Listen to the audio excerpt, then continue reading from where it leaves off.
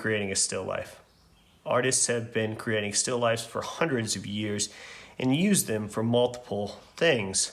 One of the most beneficial things about a still life is using it to hone your drawing skills, to sharpen your drawing skills. And that's what we're going to be doing today. A traditional subject of a still life is a fruit bowl. And so we're going to follow along with that tradition. To begin our fruit bowl today, I'm going to make 2 dots. Those dots are around the middle of my page, and they're an equal distance from the edge. And I'm using these dots so that I can connect them with a slightly curved line. So now I'm going to draw a slightly curved line. This line is going to represent the front edge of our bowl, or the mouth of our bowl. The next thing we're going to do is we're going to start to add in some fruit. One fruit that I always think of in still lifes is an orange. And to draw an orange, we are going to do a semicircle or a curved line. We're not going to see the entire orange. The orange is in the bowl. So part of the orange is below this line and we can't see it because the front of the bowl overlaps the orange. So I'm going to start and I'm going to draw my curve here. I'm just drawing a rainbow shape, an arch, or a curved line. And we're pretending that that orange continues below the bowl, but we can't see it.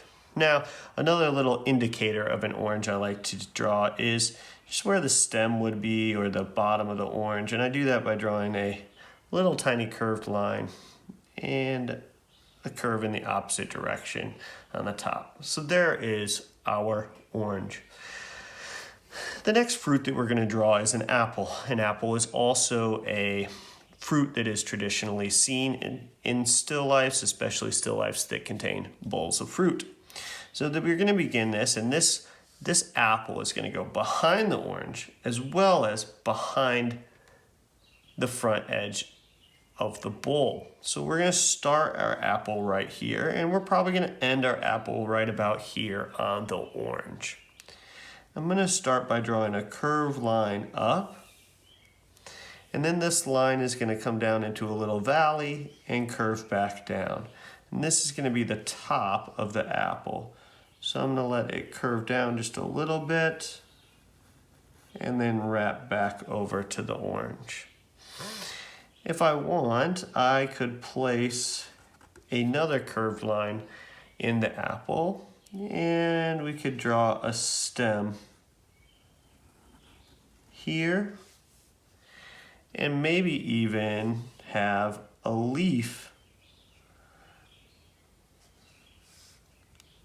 coming off of the stem. Let's have the leaf coming off right here.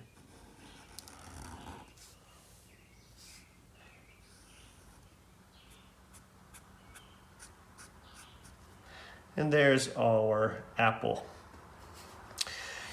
You can see here is the front edge of the bowl, which overlaps the orange, and the orange overlaps the apple. We're creating overlapping, which gives us a sense of space within our picture. Let's see, what's another fruit we could draw? How about a banana? I'm going to draw a curved line for my banana. It comes down and stops at the edge of my bowl. Here at the top is kind of the stem of the banana. And then the banana is going to curve back down to the apple, but it's going to get wider, so it's going to be a wider curve. And bananas usually have a little ridge right here, so I'm going to draw a little ridge right there. Now, it might not look much like a banana right now, but when we color it, it will take on the qualities of a banana. How about some grapes? I'm going to have the grapes behind the banana. So I might just draw one curve or 2 curves. Now you can see there's a grape back there, but you can't see all of it because it's hidden behind the banana. And then let's have some more grapes up here. A curve. I'm going to have another curve behind that curve. And maybe another curve behind that curve. And let's have another one over here. and back here, and maybe one more here. And then we might have our grape stem coming out there. Now we have a stem. We could have maybe one more small grape right here. But notice the grapes even overlap each other just like the fruits do. Just like the other fruits do. Let's put one more fruit in our picture, which is gonna be a pear. And a pear has a curve that comes out. It's gonna be behind the orange apple and apple. And then it has its little top. And then it's gonna come down to the edge of the bowl. You could also add a little stem or maybe a leaf to your pear as well.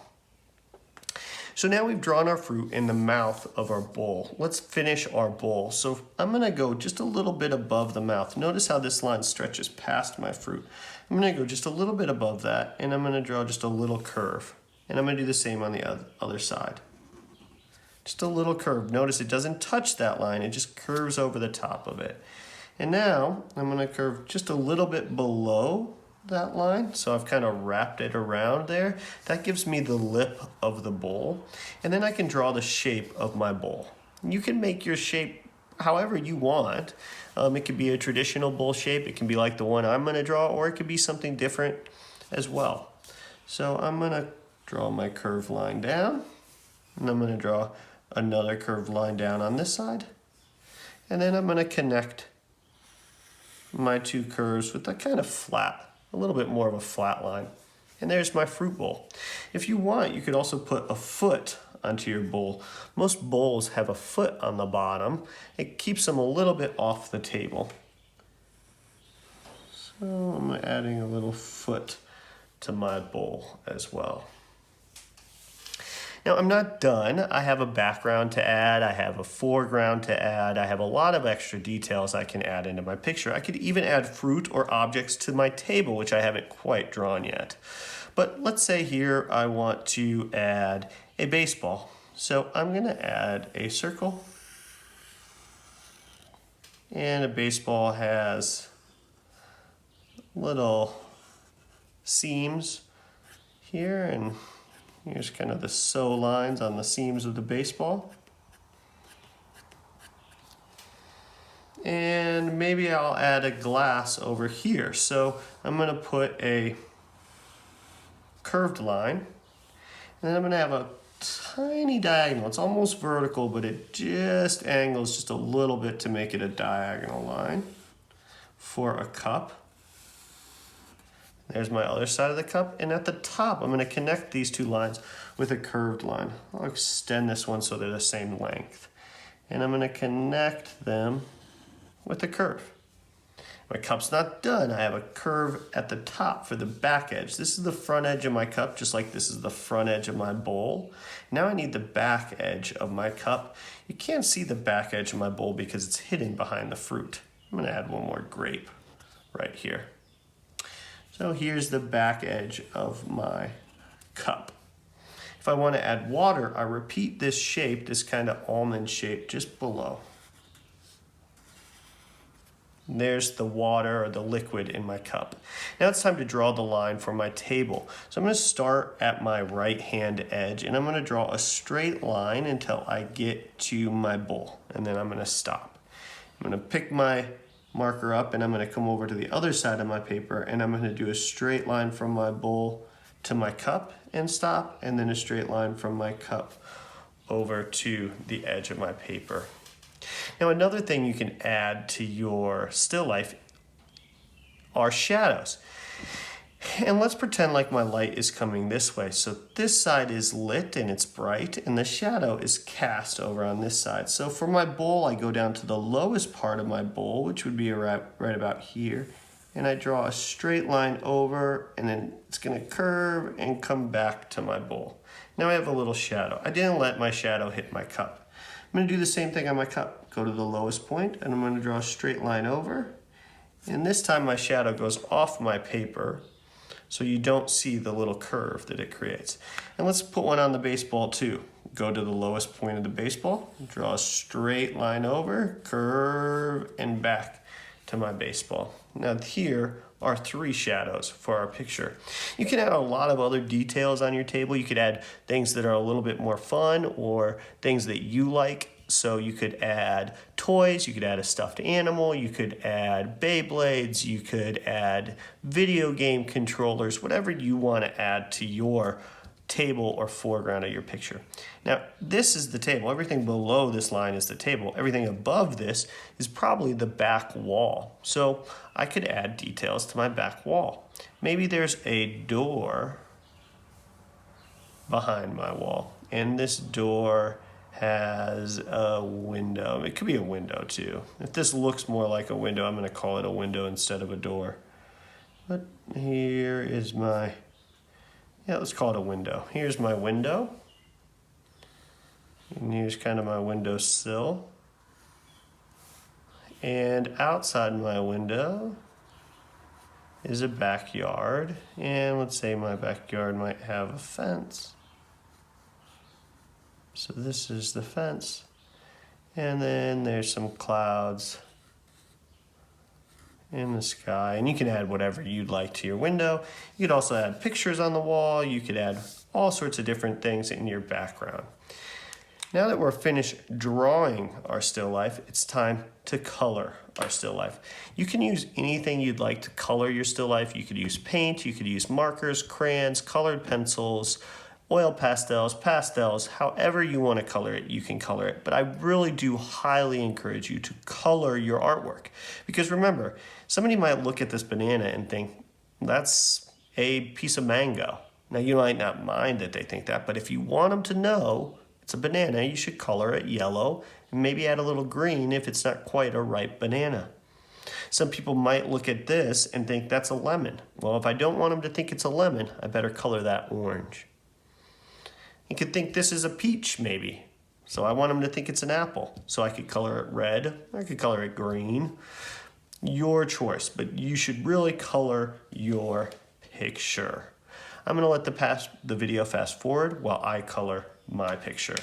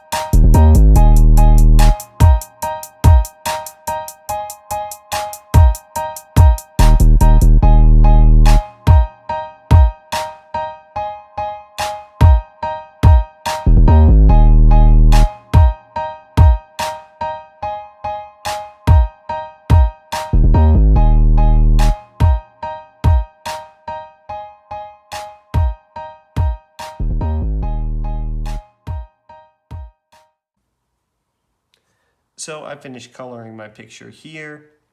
You can see I did some kind of crazy things, like I colored over the red with a little bit of violet. I put a little orange into my blue bowl, or I put a little blue on my orange here. And the reason I put these colors here is to add some variation in the color as well as to create little shadows. So I knew my light was coming this way. That's my shadows are on the left side. My light's coming from the right, shadows are on the left. So I put colors on the left as well to create the illusion of a shadow. And that gives our shapes form, makes them appear to be 3D. So that's something you can do as well. If your light's coming from the right, put a shadow on the left. And I even did that to all of my grapes. I added a little green to my banana to make it look a little bit ripe. I have a cup of chocolate milk over here and a nice little backyard scene for the window on the right of my picture. Hope you guys enjoyed creating your still life today.